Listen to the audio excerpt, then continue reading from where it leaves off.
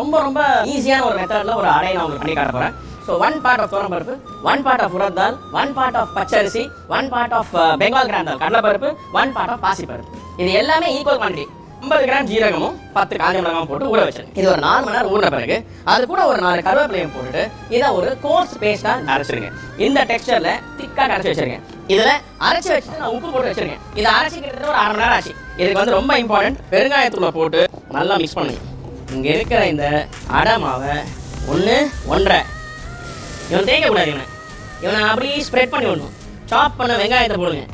இந்த பச்சை மிளகாவையும் இது மாதிரி மேலே போடுங்க.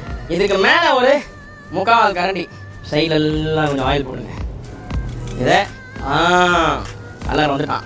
1 2 3 4 5 மேலே 5 வடையை போட்டுருங்க. 2 சைடுமே நல்லா ப்ரௌன் கலர் வரட்டும். ஓய்லா ஃபினிஷ். என்ஜாய் பண்ணுங்க, லிவ் பண்ணுங்க.